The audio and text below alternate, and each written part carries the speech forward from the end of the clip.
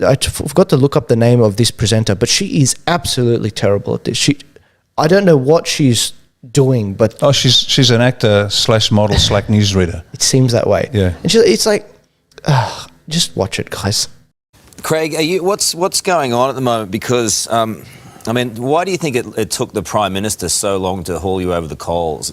Is there something going on? Well, no, not at all. All I said, I have been publishing results of studies from overseas, opinion from overseas, and also, as I said, our most senior qualified immunologist in this country.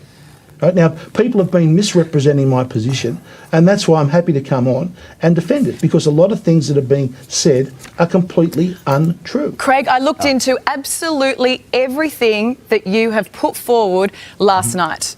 As you requested the media to do and all of us to do is not to ignore what you're saying.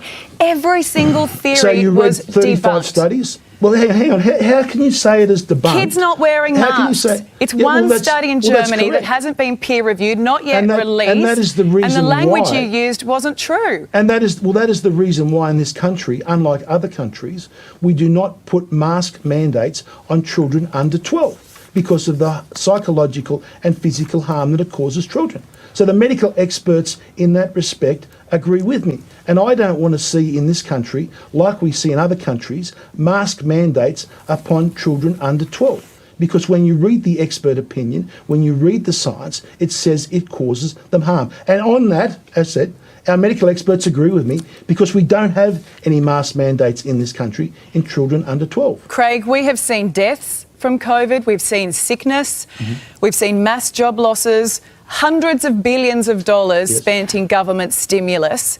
All our hopes are riding on a vaccine. You need to be quiet. Well, did she say you need to be quiet? You need to be quiet. A sitting member of Parliament elected by over 100... Okay, this is what she said. You need to be quiet. Well, if you don't want to listen to our most senior qualified immunologists, I am listening to them, and I think you need to start listening to our scientists and our doctors, Craig. Our scientist is our most senior qualified immunologist in this country, Professor Craig. Robert Clancy, and you are not listening to him. I'm sorry. No worries, Craig. You're in a position of responsibility, and I think you're failing in that and duty. I'll continue to speak the truth and tell the truth. It'd be nice if you started. That would be great. If the media want to misrepresent my position, I'm going to come on and I'm going to defend it, because I will not have slander and smear and said against me when the facts are incorrect. Okay, Craig. Thanks for your time today. Thank you. Yeah, wait. It's been one of those mornings, hasn't it? It's been a little let us know what you think at home about all of that. No, you don't know. You don't want to know what I think. You're all your COVID idiots, basically. That's what they're saying. Look at how they... That's why they're called prostitutes. Yeah? Prostitutes, because a prostitute famously has power without any responsibility, right? Well, that's what these people are. He's an elected representative. He is required to speak out. I don't know who Bimbet is here.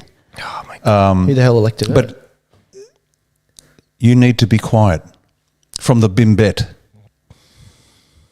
Oh, breathtaking. This is how they look at us. What they're actually doing here, just so you're clear, and by these people are following orders like everybody else. They get idiots the useful idiots that Stalin spoke of. They need to attack Craig Kelly, because if they smash Craig Kelly, then every other politician who might be wavering will take a step back. So understand what's really at play here. They have to attack him, so anybody that even thinking of saying what he's saying will take a step back and continue collecting their stipend. Yeah, that's the real story. Yeah, and by the end of the day, because this was the same day that the Tanya Plibersek thing happened. By the end of the day, he was pulled into the Prime Minister's office, and the Prime Minister said, "Tone it down." I don't know what they talked about. Okay, because for those of you who don't see the greater politics going on right now, there are pre-selections going on, and in the Liberal Party, unlike A1, in the Liberal Party, the way pre-selections work is it's basically done behind the curtain. And the only reason why Craig Kelly got the selection last time was because the Prime Minister intervened for the last election. Just before it, they were going to cull him. Yet he's been in like since 2005 or something. Craig Kelly, he's been solid, going hard in the electorate of Hughes. Yet they're trying to get rid of him now, and it's so frustrating watching them go after him, because it's The guy's, he's talking about 2 potential drugs, which I won't go into because it'll be banned. He's talking about 2 potential drugs which could help. And he's citing other experts, and he defers to the experts at every... I'm sick of that guy's name he keeps saying. That's how many times he says it. Our chief immunologist in Australia. Yet we've got these snooty elites laughing at him, calling him an idiot, telling him to shut up. Like, this is the kind of thing we expect from the elites in America. What? It's here, guys. It's here. And it's very frustrating to watch because we keep warning about it. It's frustrating. It's so... Kelly came within a hair's breadth of crossing the line into heroic. He really did. Because I get emails, it's not unusual to get an email or 2 or 3 saying, look, why don't you get Craig Kelly on A1? Why don't you get Craig Kelly on A1? Why don't you get Craig Kelly on A1? He had a choice. He could have told the Prime Minister to jam it where the sun don't shine and speak the truth. Well, we don't know what he said. No, but what he did do is he started retracting all his social media posts on... Do we know that? On this, yeah. And the point is this, all he needed to do was go, you know what? Remove my pre-selection. I will speak truth to power, which is his famous bollocks line about truth to power. No one speaks truth to power. Everyone's paid off.